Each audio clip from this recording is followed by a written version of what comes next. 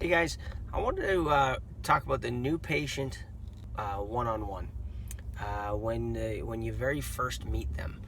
I was training with a doctor yesterday, and I was observing his tech CA talk about the new patient process, and she told me all about what they do during the new patient exam, and it all sounded very good. It was a very clean, very thorough new patient exam.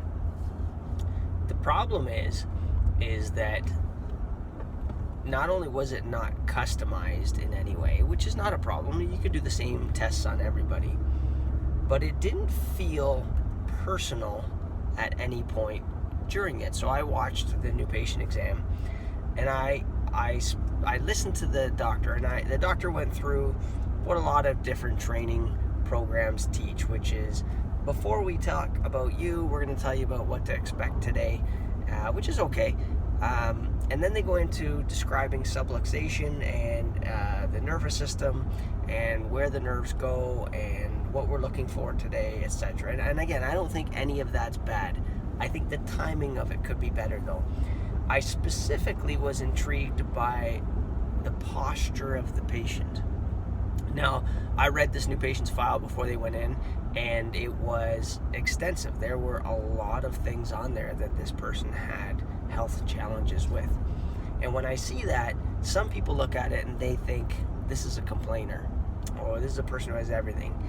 And for me, now I see it as, this is a person who is looking for answers and who probably has already been through the ringer.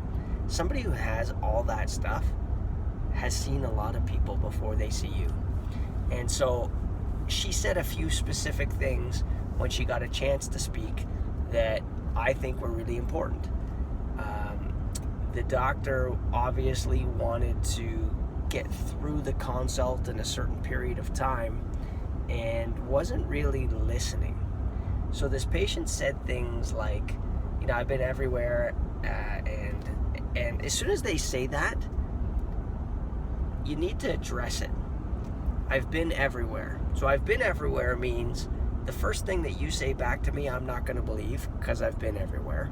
If you tell me that you can help without some reason for me logically to understand how you can help, I'm not really going to believe you either. If you tell me you can help, other people have told me that too. If you don't listen, I've got that before. And so if you want to be different, one of the things that you're going to have to do is listen better. So when somebody says something like, I've been everywhere before, what that means is, before you can move on, they need to feel like you really understand their problem. And a great way to do that and to demonstrate that, because you might understand it, but they don't yet know that you understand it, is to really listen to the words that they say. So this person described a tightness in her foot. And so she said, I have this real tightness in my foot. And so the doctor repeated, so you have foot pain. And then the lady kept describing, yeah, but when it's like tight and I try to move it around and stiff and it just doesn't seem to. And the doctor says, it doesn't get any better? It doesn't feel any better when you do that? Yeah, right. But, and the person wanted to keep talking, and the reason why was because right at the beginning, the person says, it feels really tight in my foot. All the doctor had to say was, it's really tight in your foot. Okay, got it. I understand. But the doctor said you have pain in your foot.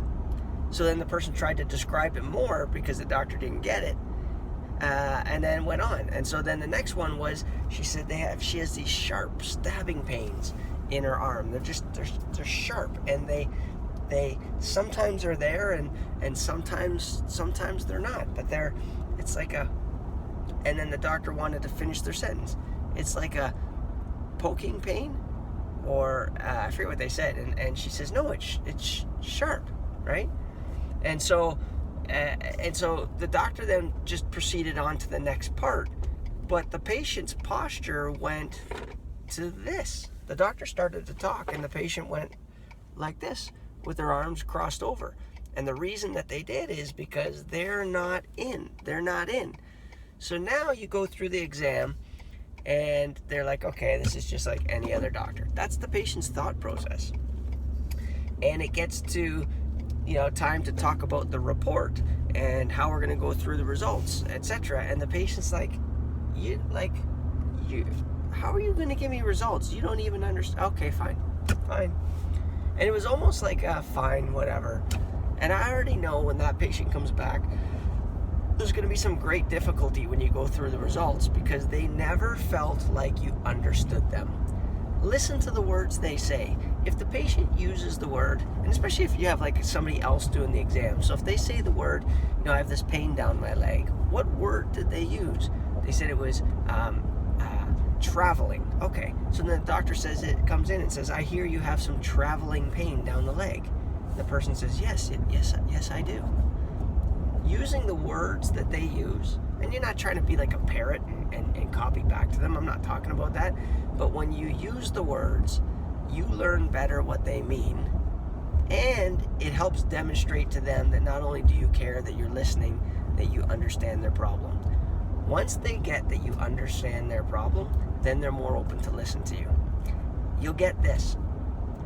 You can measure the quality of your new patient exam. Okay, get this.